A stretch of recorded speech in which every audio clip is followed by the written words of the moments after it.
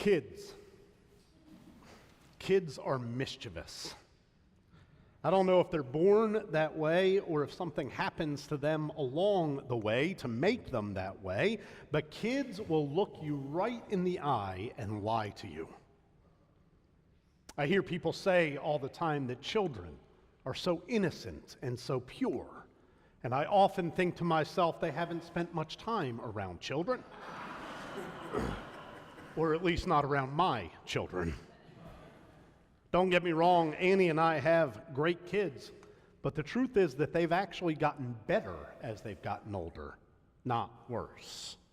Katie and Martha were both terrorists as toddlers, but now they're both great, at least for the most part.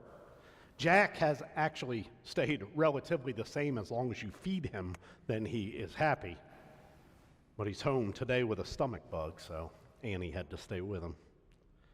Gracie, our oldest, was the most mischievous at the youngest of age. And here is my favorite example of that.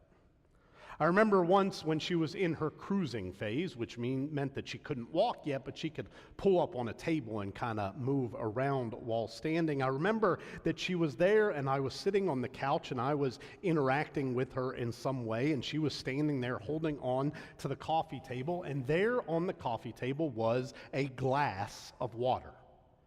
She reached for it with her left hand and I said, "No." Now, as the first child and the first grandchild, Gracie didn't hear that word very often, but she knew what it meant. And she looked at me as if to say, "I know what that means, you peasant, and how dare you say that to me." But we moved on. And a couple of minutes later, as we were interacting with one another, I noticed that as she held my gaze and interacted with me with her right hand, her left hand started to sneak over toward the glass of water.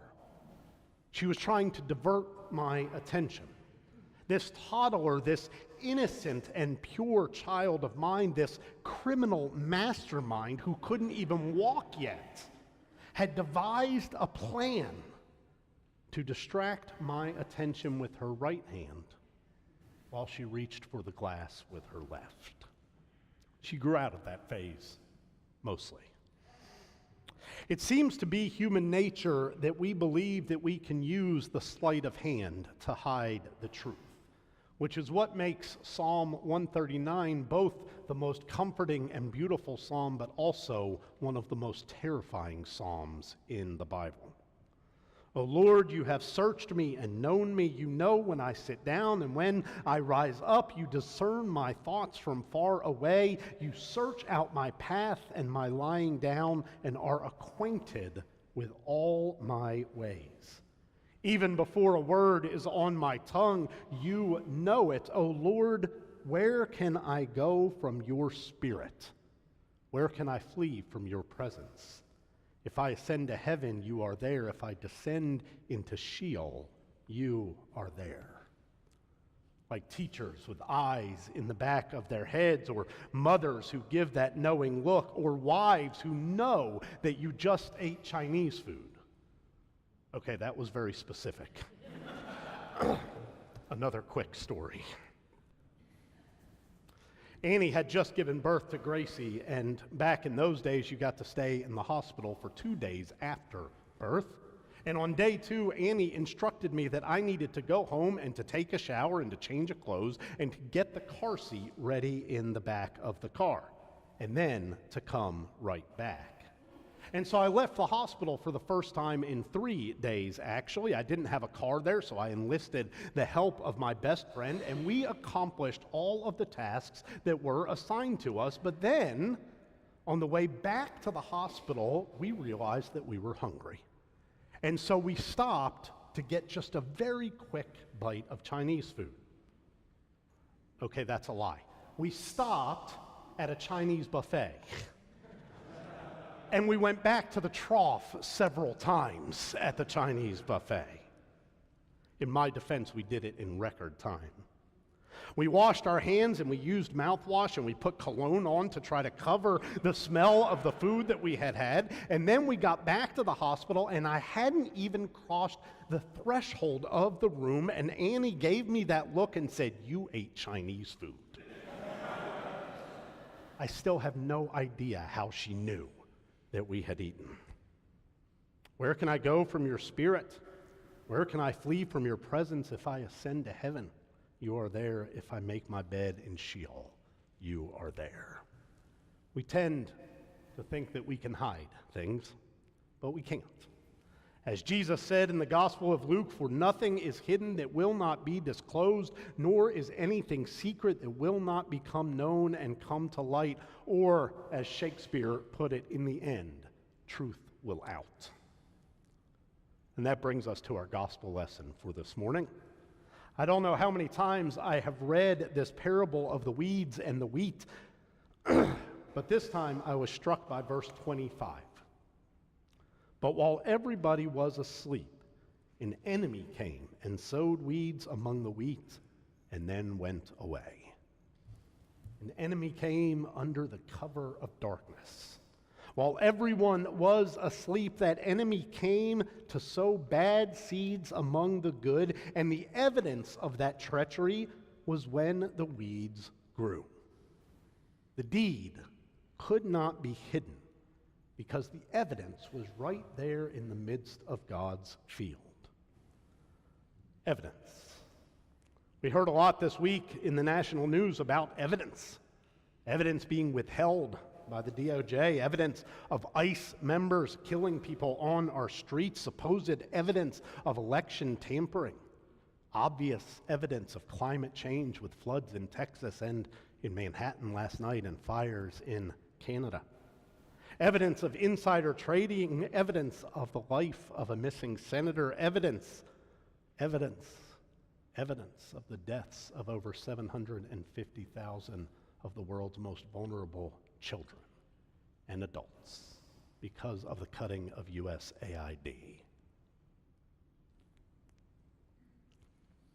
Evidence is all around us. Statistics are all around us. Facts and alternative facts, media bias and corporate greed, misdirection and distraction. The right hand doing one thing while the left hand does something completely different.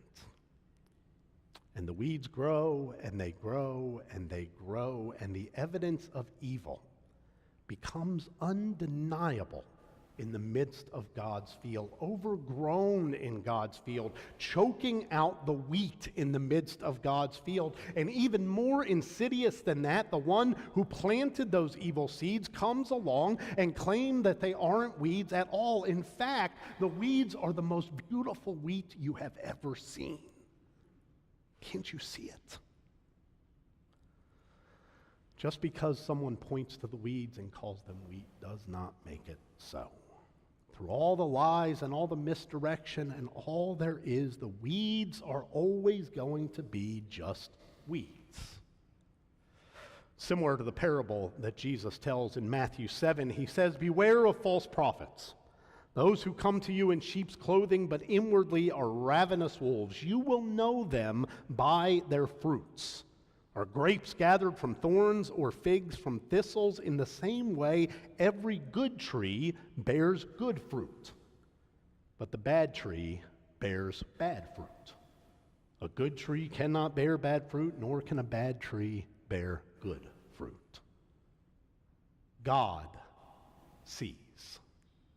God sees into the heart of each and every one of us. God knows our innermost thoughts, and we cannot distract from that reality with faith, statements of faith, or with lip service to service.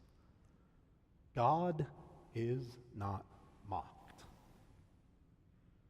And no sleight of hand will ever be smooth enough to change that. Not for them out there, but also not for us in here. And that is why we try to tell the truth here. We try to tell the truth as much as we possibly can here. That's why we spend so much time naming the weeds here. Not just the weeds out there, but also those weeds that do take root in our hearts, the weeds of hatred and of bigotry and of resentment and of greed, the weeds of lying and of hiding and of evading from the truth, the weeds that lead us astray, then assuage us with what about-ism, at least, Lord, I am not as bad as them. You see, Gracie's mistake as a toddler was not understanding how human vision works. Grace's mistake was to think that as long as she held on to my gaze, that I couldn't see what she was doing over here in my field of vision. Friends, God's field of vision is limitless. And so integrity always matters. Today we get to ordain Sarah Lazari to elder in the church, and we get to install John Clapp to the same. The nominating committee of the church comes together each and every year to select from among the membership those who are going to lead the church in the next years to come. And the first thing that they always look for is integrity.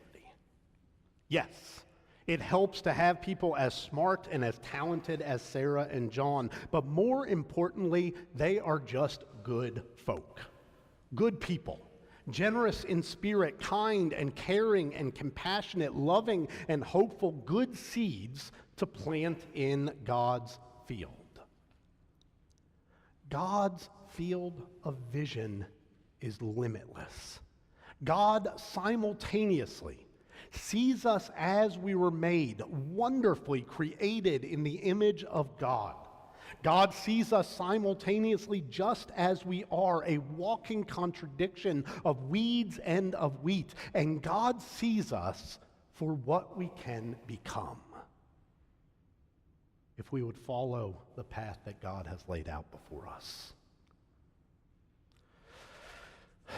With God's help, we can be exactly who it is that God created us to be. But we can't do that if we're doing something over here while saying something else over here. Integrity means that we are who we say we are, that we do what we claim to believe, and that we love even those that make our blood boil. For God so loved the world that he sent his only begotten Son, not to condemn the world, but rather that the world might be saved through him. You and me and them. God sees all of us together. Amen.